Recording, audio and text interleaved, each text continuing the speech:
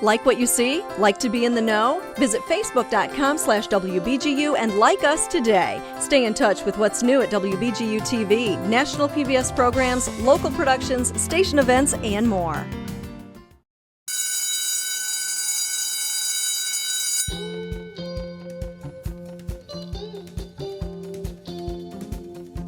I'm Robert Swanzel, and I'm a retired deputy from the Toledo Fire Department.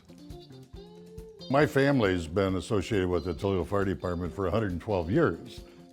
It's been kind of a family thing, I would say, to be a member of the Toledo Fire Department. It's just an amazing evolution in the fire service. They're still using water, basically, to put fires out, but they have so much technology and equipment and the ability to see in smoke atmospheres, detect certain chemicals and gases. Vehicles are getting larger and larger, basically because they house the people inside instead of hanging on the back.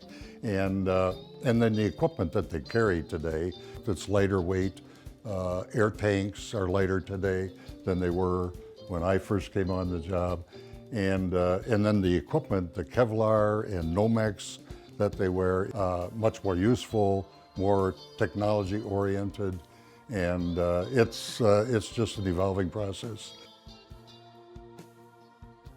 Well, it began in 1920 as a number 18 fire station, which means it was the 18th building that the fire department had.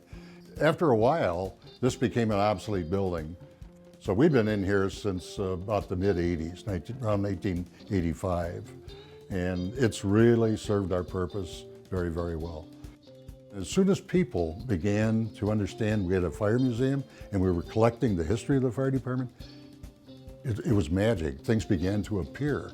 And right now, we're almost out of room in this building. We had people bring things to us. We went out and sought items.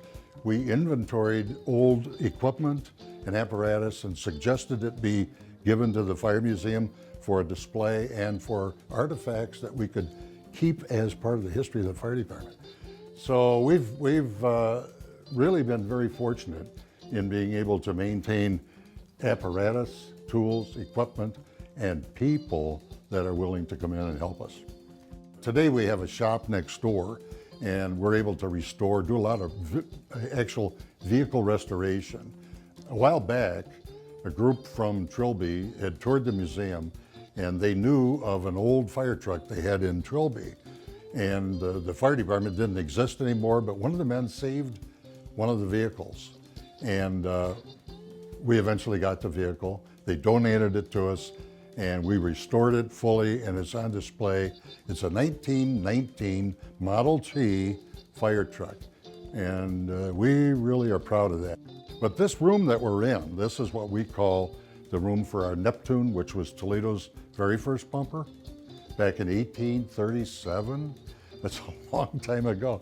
We were able to continue to have this vehicle, and we're proud to be able to display it today.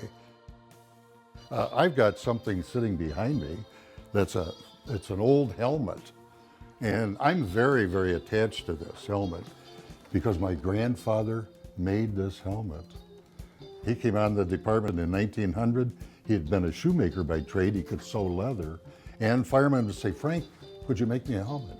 This is one of the helmets that my grandfather made. We have a mock-up of the alarm room where they used to dispatch, and we've got a big map that's lighted with all the fire stations. As you walk around the museum, you'll see a lot of our artifacts, and when we have a group, we're open basically on Saturdays for the general public, or by appointment any day of the week to come in here.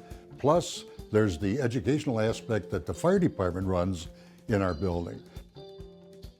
We could get a class of kids, or on Saturday we might get a scout group, Cub Scouts, daisies from the Girl Scouts, and so on and so forth.